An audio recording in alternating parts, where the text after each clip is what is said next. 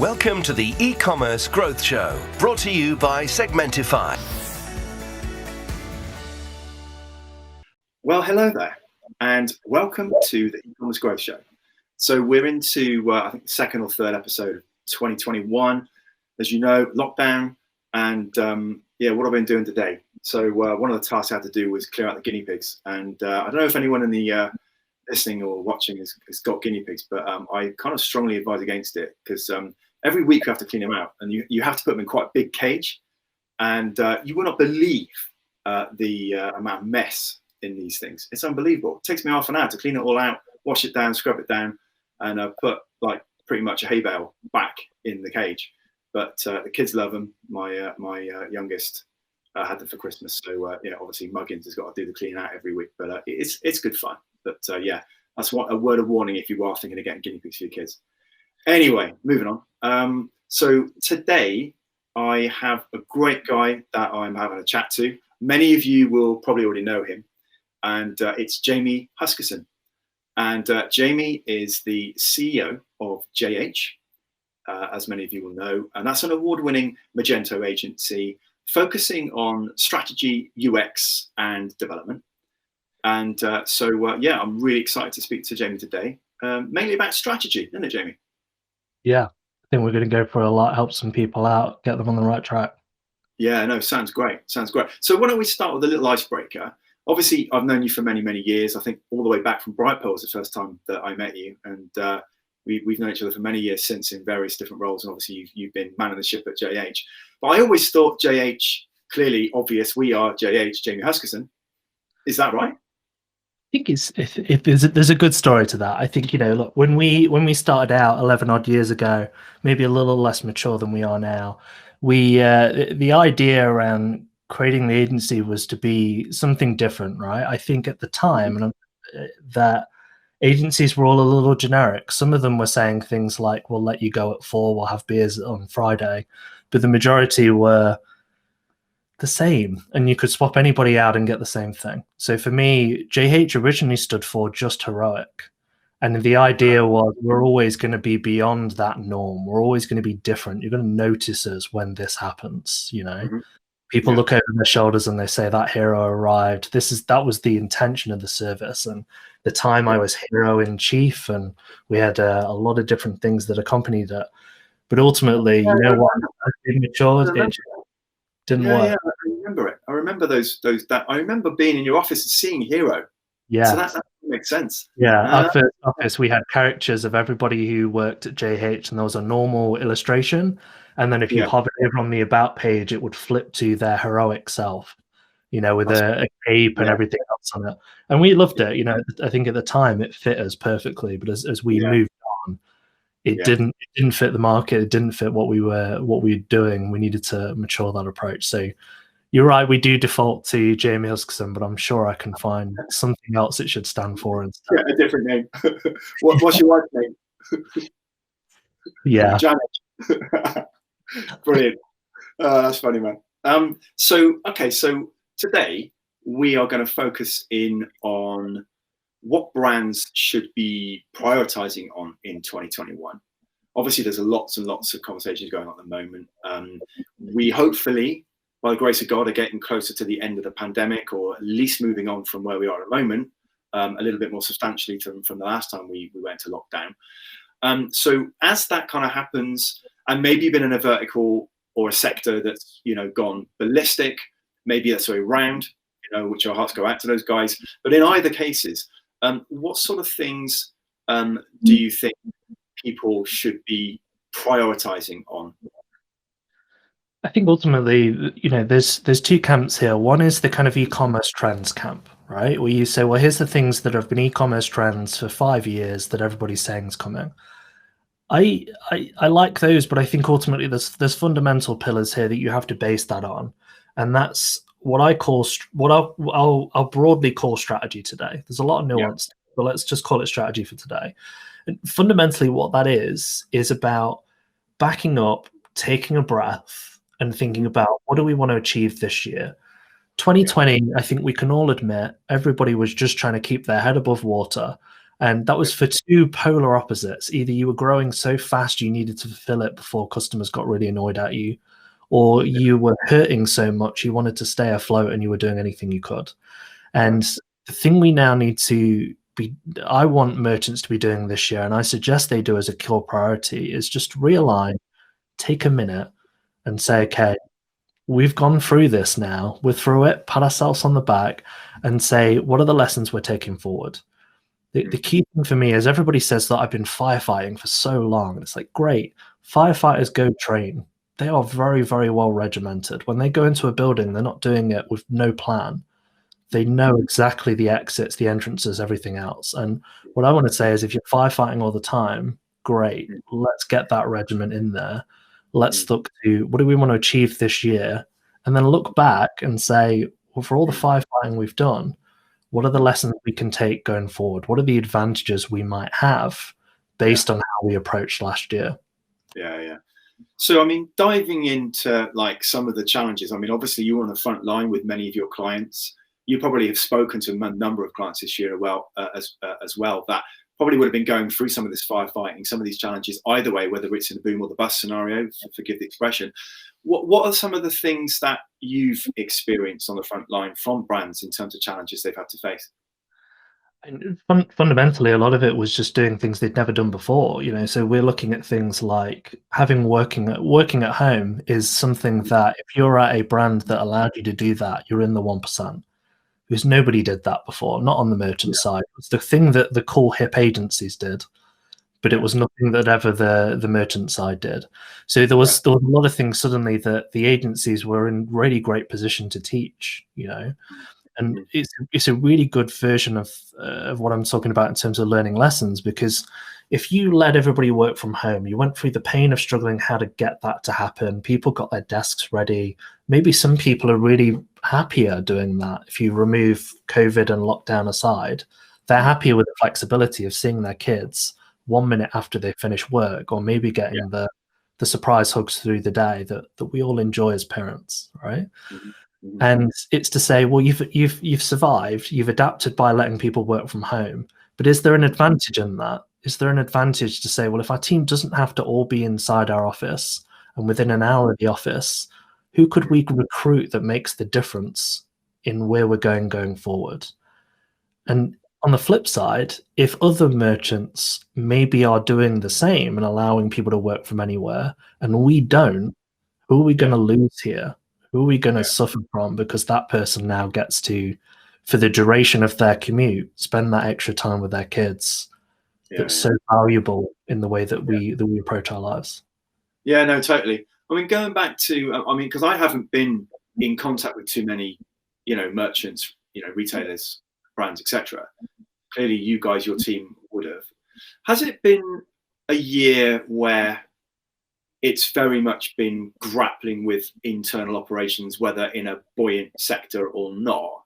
Or has there been any, continued sort of trend of e-commerce directors and managers and teams still needing to talk to their agencies and tech suppliers to still press ahead with projects, testing, improving things? Did it kind of stall last year, or did you still see movement in the whole area? I think regardless of what the sales performance was, everybody was busier than ever. And the thing that a lot of people learned last year was the importance of those partners, the importance of using them in what your strategy is and how you can envelop them and make them an extension of your team. Everybody says they want an extension of the team, but very often it's not the case, right?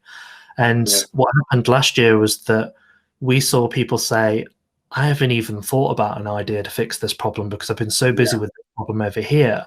How can we go solve that? And that's the default way we work. But a lot of people were kind of moving that out to say their existing agency and saying, okay, nothing's coming back. We know something needs to change. Likewise, when it comes to third parties, when it comes to platforms like Magento, any third party that you might install, like Segmentify, people are saying, oh, there's these customer success managers that exist that are attached to our account whose job it is to make sure we're successful with this technology. We can ask them too, and we can go get ideas from them too. Oh, totally. I mean, we had kind of instead of one person having to own it, everybody could own it, right? Yeah, I was just going to say, we had a bit of, I don't know how it was for you, but certainly at the beginning, back in sort of January, February, March time, it was, understanding there was a massive panic across the entire sector. And, understandably, everybody was very sensitive to what the whole world is going through, but, what our respective sectors were going through. So you're not going to kind of bash the phone saying, oh, what you're doing with this POC, or what you're doing, can we talk to you about Segmentify or whatever? I mean, it's clearly not going to happen, right? So, we had a lot of delays. We, respectfully, where people were just thinking, whoa, this is back down the hatches to what is going on here. As you know, there's the kind of that sort of downward bell curve, if you like, isn't it? Then you get to the bottom and you realize what's going on. It takes a bit of time, maybe a few months, probably by the summer, maybe, when people started to kind of come out of hibernation, if you like, and start to re-engage in terms of projects and stuff like that. And then, of course, like you say, I mean, it was then we got to get on with this and firefight all this stuff. We can't just let it go, because these are important projects we're working on, So I think it was a classic kind of bell curve, and now everybody's trying to manage it. And you see it reflected in all sorts of systems, don't you? Like the stock market, whatever. You see exactly what happened. There's a massive drop off, and then quite quickly it's like, hold on a minute, we've got to get on with this, and it goes back up again. So there was such a massive difference between those that were so busy but not getting those inputs, and they had to copy as quick as they could whatever they saw elsewhere, right? They were so busy just going, that looks good, I'll do that next. That looks good, I'll do that next. Versus the people that very early on, I spent so much time speaking to different CEOs, different managing directors, sit on a few boards and talk to them. And it was a thing of, we've got two choices here. Regardless, we're going to be firefighting for a while. Regardless, that's going to happen. Let's accept that and put it to the side. The opportunity here is we see an opportunity to thrive, and we take the opportunity whilst it's presented to us, or we just hop along and we just see what we can do and what the best we can make of it. Sometimes they're the same thing, don't get me wrong, but the people that had a plan last year, the people that said, you know what, we're going to do whatever we can to grow, or we're going to do whatever we can to look after all of our team, that's the priority. And to do that, we need to hit this number. The people who did that, they were the ones who grew 70% last year. They were the ones who did numbers that, you put on your CV for the rest of your career. Yeah. And it's, no, that makes sense. I mean, so taking this into the solution phase, if you like, from what we were talking about. Say you haven't got any budget. Say you're on the latter of what we were talking about, and sadly, you really had to struggle to get through this time. You kept the business afloat, but it's been, very difficult. And you don't have a lot of budget, but what do you say from your experience they should be focusing on? I would say there's a few really easy ones. One is that you maximize every system you already have. If you're already paying for it, or if you've already got it because it's open source, what features are you using? What features aren't you? Go through it, do an inventory, see what's turned off that could be turned on, see what's not set up right. Most of the time, systems are using maybe 10 or 20% of that overall setup, right?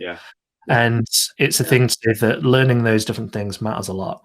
The second thing I'd say is use the team around you. One of the best examples I saw this year, there was a brand that took all of their retail staff, their managers, and instead of shutting down the stores and doing the redundancies, which is the default option, right, when you have to do that, they took those retail managers and they made them customer support people on their telephones. So when the customers called up and said, the heck is this size? Does brown go with blue? All of the different random questions you get in retail. The people that had done that day in, day out, face-to-face with customers were offering such a different level of customer support that you would never think is traditionally that broken between the two, that their whole team elevated up and all the customer satisfaction levels went up as a result. When you think of, again, you think of how can we use something as an opportunity rather than it just being a negative. It's those kind of pivots, and the thing that I would say you could learn from that is just look at what resource you have around you and where you can source those ideas from. It reminds me of something, actually. I mean, there's a few things in there. Certainly the like making the better use out of all the tech you've already got. I mean, certainly from Segmentify's point of view, our managed services team and customer success managers are there to work on a regular basis to kind of further optimize the platform, and the better obviously the brand works with the team, the better the results for sure. In terms of getting hold of that best practice and really sponging it up, and then going, hold on a minute, you're saying this sector's doing this, so we aren't. Let's do this, and really being proactive. And that's where we find the most benefit that customers get from probably any technology is where they have that facility, to offer that, and you really take hold of it and use it as an extension of your team, as you mentioned. And then the other thing which you reminded me of actually was in terms of that kind of, what do we do? What have we got? How do we use it better? I recently bought, I don't think I've told the story, but I recently got a new sort of American-ish style, not quite poor man's American fridge, I should call it, right? So it hasn't got the ice maker and all that, right? Because, I don't know. Anyway, so I went through and bought it, right, on AO.com, okay, as everyone does, right? Let's be honest. And mind you, I should be saying that, right? So sorry, guys who are also in that sector. Apologies, right? Just give me a slap for that. But anyway, the doors, that's it. Yeah, absolutely. So make this purchase, and on it they're trying to upsell you delivery, right? But no, not delivery. Taking your old one away, 25 quid. I was like, that's a bit steep, man. I can take that down the tip. It isn't that difficult. It's going to cost me a £5, right? So I didn't bother. Anyway, before they turned up with it, a guy rang me from AO.com, and he basically said to me, how's it going? How's your day? Are you all right? And I was like, yeah. What's your doing? And he said, I noticed that you didn't pay for the taking away of your old unit. And I was like, yeah. And I said, yeah, it's too expensive, so I didn't bother. And so I think he was ringing to see if he could upsell me, to be frank and honest, because I just turned around and said, I didn't want to pay, it's too expensive. He said, oh, don't worry, we'll do that for free. We'll pick it up for you. Yeah. And I was like, so it was as an example, I think, in a way of just going the extra mile. And you get a personal, they're a massive company, right? You get a personal phone call from some guy who, probably is trying to upsell me, but has got a strategy if I'm basically too savvy to be upsold it. Do you know what I mean? And as it was, they took it away. And as a customer lifetime value, I'm even more likely to stay with AO.com, not just because their prices are obviously incredibly aggressive. So it's a big example of what owning a key part of the logistics can look like. Like if you own the door-to-door part of shipping, which you can do through partners, you don't have to think, well, I use DPD, I'm not going to be able to do that, for example. Yeah. I was thinking back to Peloton, and I ordered a bike from them last year. Oh, nice one. They can't get outside, need to do something, etc. And the van arrives. They've got flowers for my wife. They're saying how great she looks today, and I'm thinking, wait a minute, but this is customer service. It's great customer service. They set the bike up where it's needed, and this is still in safe distancing and lockdown 1, as we'll call it. Yeah. They say, do you want to get on the bike? Do you want us to help us you configure it? We'll walk you through your initial steps, how to clip on the boots. Yeah. And they spent, a good 25, 30 minutes making sure that we were comfortable with what we had. And then what they did was they followed up with different text messages, followed up with different emails saying, here's a video for this, here's an email for that, just to welcome you to the club, essentially, and say, congratulations on your first class. Now, I know that not everybody sells exercise bikes and not everybody has all the data and all the rest of it, but there's a lot of things to learn there in terms of that follow-up text message. How was it? How's your first day with this thing? The email to say, congratulations, welcome to the club, etc.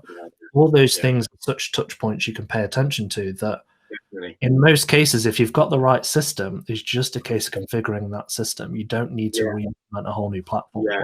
No, that's great. Yeah, great example as well. I love that. That's pretty cool, actually. Peloton. I haven't done it, but is it good? Was it a wise investment? Was it cool? I'd say so. It can be done cheaper, just to say that up front. But I'd say the convenience of having everything in one go, having the the different resistance set itself, etc. For me, who just wants to kind of use it, go away, and not have to think about it, works perfectly. It is best in class for a reason, for sure. Yeah, sure. And it's got classes and stuff on it, has it? And you sort of go along with them, like on the screen, is it? Yeah, like it's got live classes, but I would say the majority of it is you're looking through the catalog. You're saying, okay, I like this instructor, I like low impact, high intensity, whatever the different things might be. And then there's 7, 8, 9 different types of classes, from strength and dumbbells to free weights, yoga, all sorts of different other stuff. So you get a lot more than the bike, Oh, I essentially. see. Okay, that's cool. That's cool. So let's swing the pendulum, if you like, go to the other side, right? So what about if you have been fortunate enough to be in a sector that's boomed during the last year, and you actually are looking for, investment actually now, investing, should I say, that revenue that you've generated last year? What I would say is the biggest thing is to establish a goal, right? So let's set the bar. Pretend the company hasn't given you any direction. Pretend you've just got your own numbers, because it's easier to think of it this way. And let's just set a goal to say, okay, if we're going to go from 20 million to 24 million, we're going to go by 20%. And what we're going to do here is we're going to achieve that number by the end of this calendar year, right? We've got a goal, but now we have to say, well, what impacts that the most? What things do we do to put us towards that goal?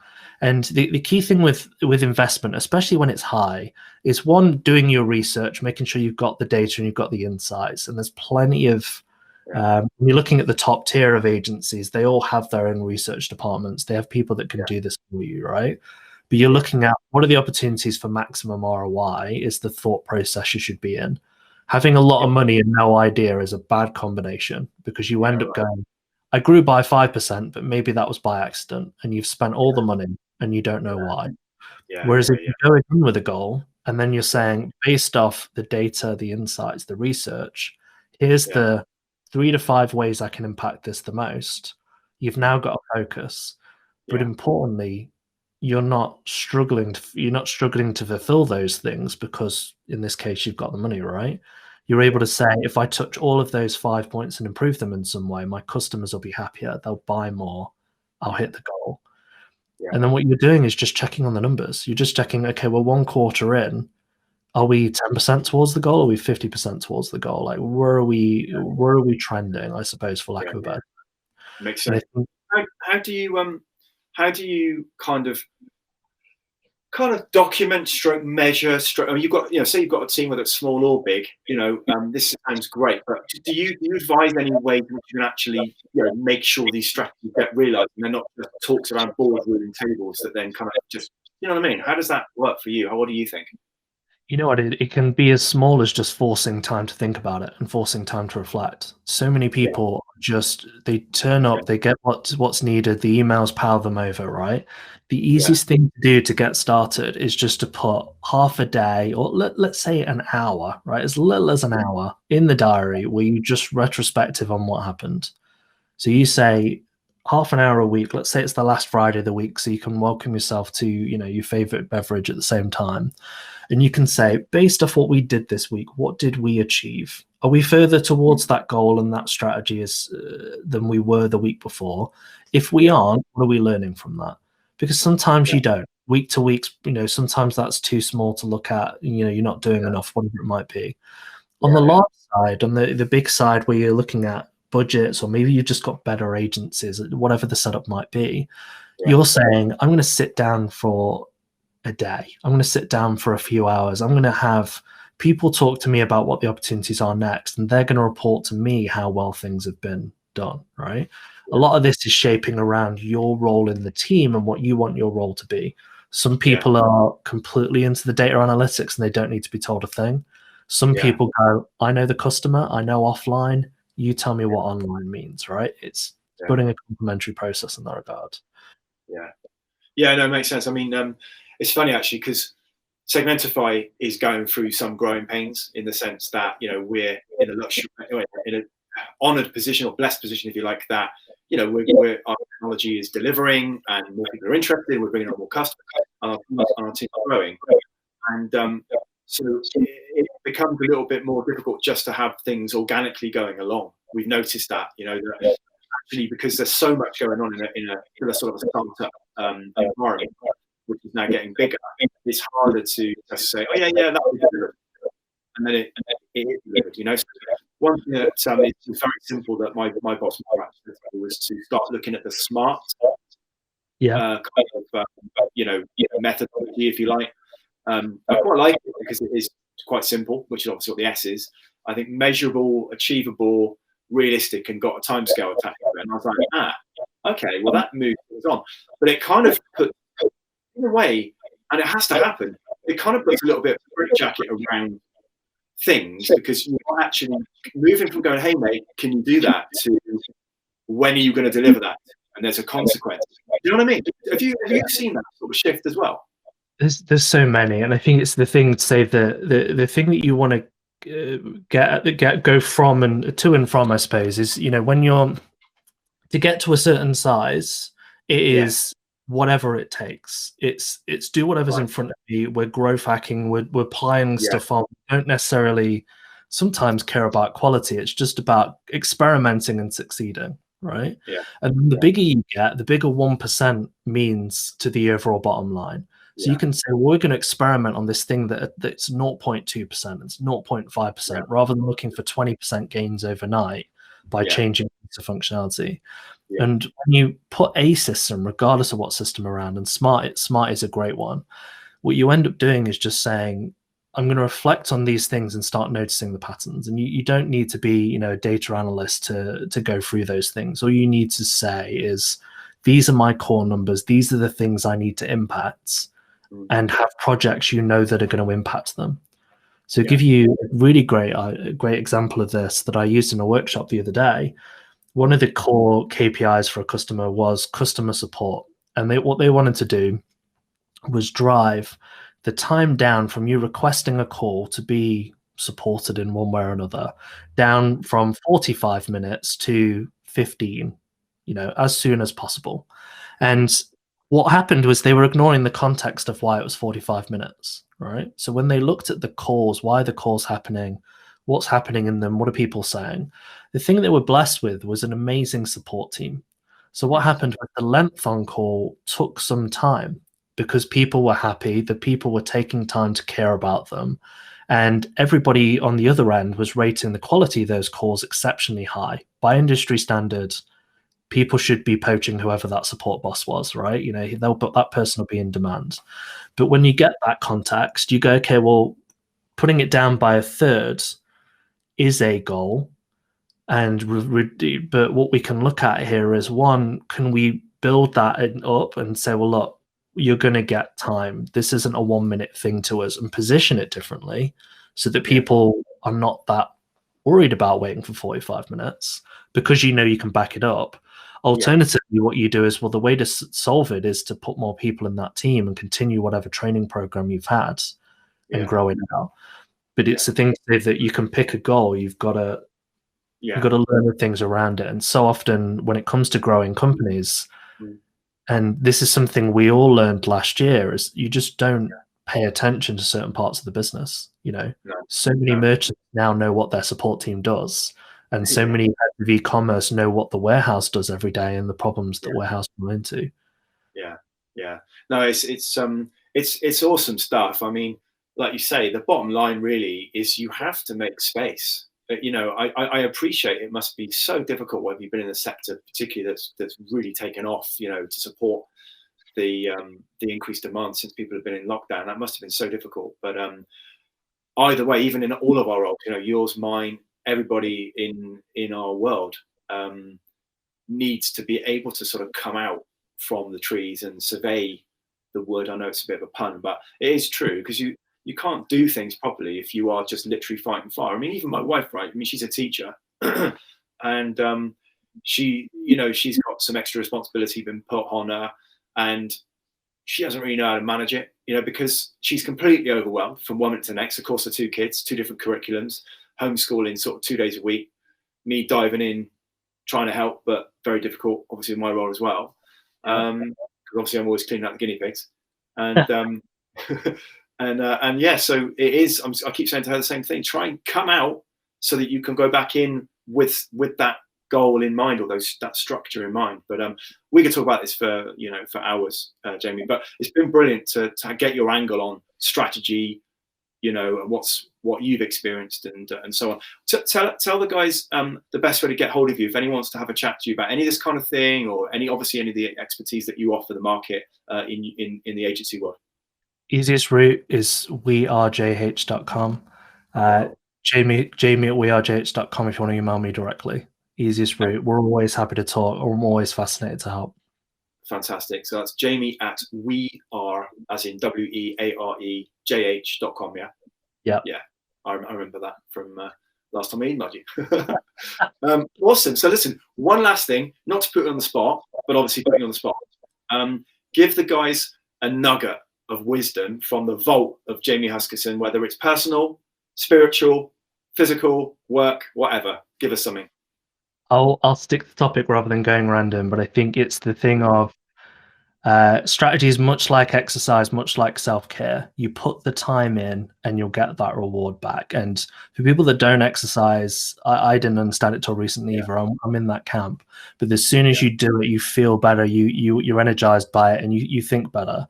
And it's the same with strategy. It's the same with having a plan. You put it in, you force the time, whether it's an hour of a month, and never mind a week or not, and you'll see those benefits. So start small, build big, and you'll see it in the results. 100%. Definitely. Perseverance, right? Put the effort in. I think it's all, for me, 2020 was, was all about looking backwards. It was all about looking where we're at, all the rest of it. 2021 is all about forward. Whatever happened last year, it happened. 2021, let's get that momentum forward and let's drive it. That's where I'm at. Yeah, definitely, man. Well, Jamie, thank you so much for your time. It's been really great to talk to you. Thank you. Thank you everyone for listening and watching. I hope you've enjoyed it. As you know, it just remains for me to say that if you want to have a kind of a rerun of Jamie's episode or any of the other episodes that we've had so far, or the series, do just head over to segmentify.com/EGS. And if you want to be involved, or you want any questions for myself, or you want to get involved in any way, just give us a shout on Phill at segmentify.com. So thank you so much for listening again and watching, guys. Thank you, Jamie, once more. Thank you. Pleasure. We look forward to seeing you all again very soon. Bye-bye.